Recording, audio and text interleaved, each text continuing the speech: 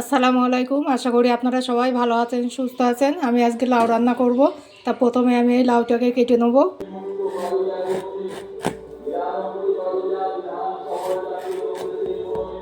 বন্ধুরা, লাউটা আমি গোটা করে কেটে নিয়েছি। এবার রান্না করব। রান্নার জন্য কড়াই বসিয়ে দিয়েছি। কড়াইটা গরম হয়ে গিয়েছে। এবার তেল দিয়ে দেবো। প্লিজ প্লিজ পুরো ভিডিওটা আপনারা দেখবেন। তেল, পেঁয়াজ,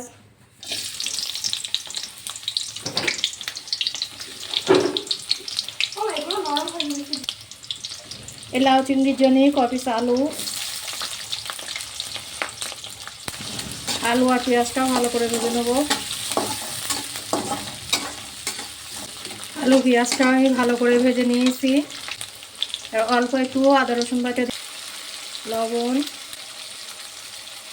হলুদ, গুঁড়ো লঙ্কা,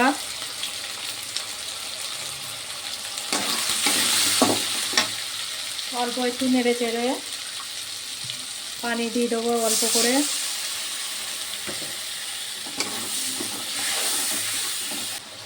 কয়টা সাতলানো চিংড়ি মাছ, আলুটা ভালো করে কষে নেব। আলু পেঁয়াজটা আমি ভালো করে কষে নিয়েছি। এবারে কেটে ধুয়ে রাখা লাউ দিয়ে দেবো।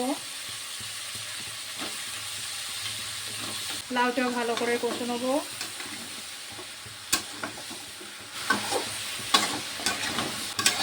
কষে নিয়ে ঢাকনি দিয়ে দেবো। লাউ থেকে পানি বার হবে। বন্ধুরা, লাউ থেকে পানি ছাড়ছে। প্লিজ আমার রান্নাগুলো যদি ভালো লেগে থাকে একটা সাবস্ক্রাইব করবেন। একটা রান্নার ভিডিও করে এডিট করা খুবই কষ্ট। ভাবে কষতে থাকবো আর ঢাকনি দিয়ে দেবো।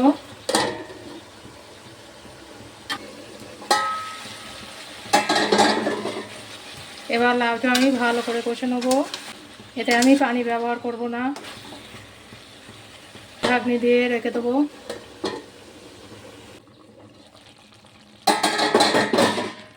বন্ধুরা, আমি লাউয়ে কিন্তু পানি ব্যবহার করিনি। লাউয়ের পানি দিয়েই গলে গিয়েছে।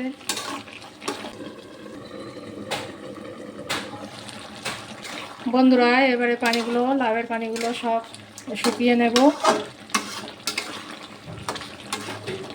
আমি কিন্তু এতে পানি দিইনি।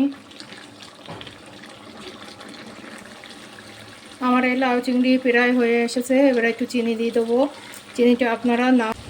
বন্ধুরা, আমার এই লাউ চিংড়িটা প্রায় হয়ে গিয়েছে। এবার নামিয়ে নেব। কেমন হয়েছে কমেন্ট করে আমাকে নিশ্চয়ই জানাবে। এবার নামিয়ে নেব। একবার বাড়িতে এভাবে বানিয়ে দেখুন, আপনাদের নিশ্চয়ই ভালো লাগবে খেতে।